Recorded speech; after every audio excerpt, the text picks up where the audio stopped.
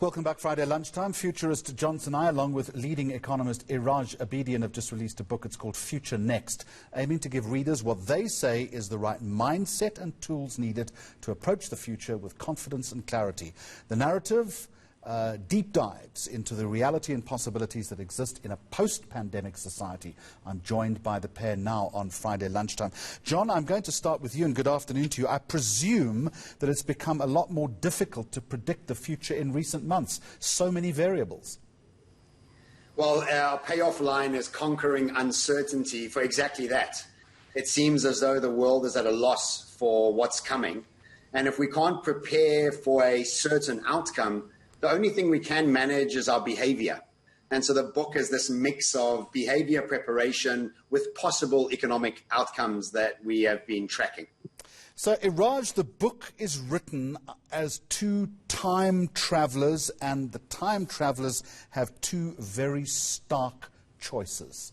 What are those choices? I think the choices are try to do the tested, tried and failed options, ideologies, frameworks, policy, etc., regimes, or to sit back and say, if it's not working, don't push it, reinvent it, go to the next generation of it, and learn from where we have come from, but reinvent not in a casual, disruptive way, but in a deep, fundamental restructuring of the systemic socio-economic and political regimes that we need to have a world that we like and we can live with it, not just for some, but for the majority, if not for all. And John, that works well, but I would also suggest to you that in trying to reinvent, it takes an enormous amount of courage, and there is still, not only in this country, but around the world, an enormous amount of fear that is still swirling. Well, you see, anytime an old world is dying and imploding, of course, there's so much fear because all the familiarity is being taken away. And what we believe while this is happening, it's the perfect time to start planting the seeds for the renaissance that's coming. There's a great saying, it says, when nothing is certain, anything is possible. And so with this fear, and the whole point of the book is to try and recalibrate this fear into opportunity, to move out of a drama triangle into a creator triangle.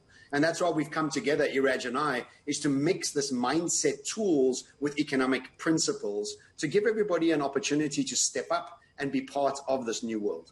Iraj Abedian, how then does the economic thinking need to change? Not only for big organizations, but for you and me. I think the change has to be from A to Z, from bottom to top, and vice versa. And we need to rethink our economic involvement in terms of what we want to be, because often we make a list of what we want to do as opposed to what we want to be.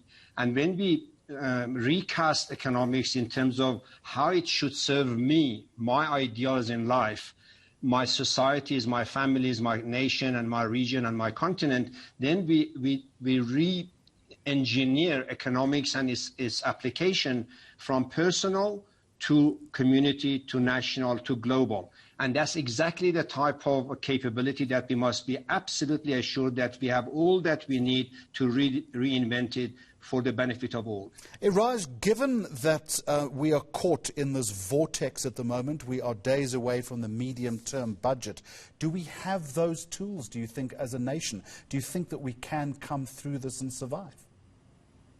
Absolutely we have, and I've been, as you know, Jeremy, involved in a granular way at the community, at all the way to macroeconomics of it. We need to have a mindset shift. We cannot have the old terminologies of this is communist, this is capitalist. All those terms and all those paradigms of tested and failed ideologies are going to get in the way. We have all that it takes, and South Africa is resourceful enough, both in terms of human resources and national resources, to create an economic system that will benefit and uplift the entire population. But we have to reinvent the leadership in corporate, in media, in politics, and then get to a new paradigm of doing economics, thinking economics, implementing it very, very differently. I want to touch on leadership in just a moment, but John, back to you. You talk about the two types of people, or the two groups of people, the dramatist and the creator. Again, it's very black and white, isn't it? Surely we're a hybrid. Aren't we both of those most of the time?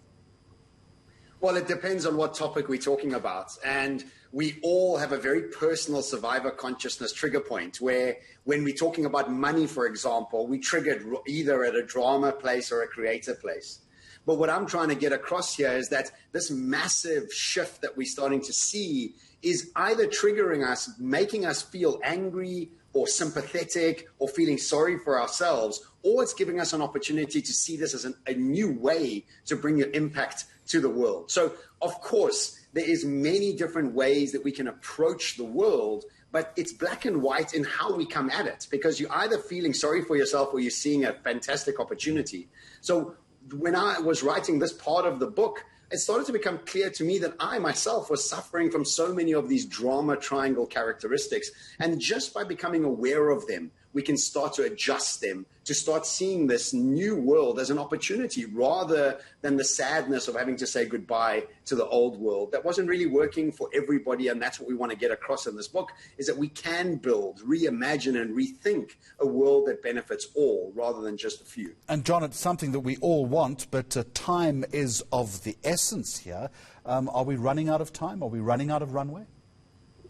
Well, look, I think we've been running out of runway forever. You know, if you think back to the sort of drama of news, there's always a breaking story of something dying, or I think we've got plenty of time. I think it's really about, and this is exactly why Iraj and I wanted to write this book, was to try and give people a tool set, and it's a guidebook of sorts to say, look, how do we step up? How do we take the responsibility so we become active consumers, active employees, employers, entrepreneurs, and policymakers to become part and parcel of this new world and this new renaissance, rather than sitting on the byline and complaining about government and corporates and everything else that most people complain about. So this really is a book and a call to action to take this time to want to redevise and recalibrate the world we want to move into. And Iraj Abedian, I'll give the final word to you. You can't recalibrate unless that recalibration is led properly.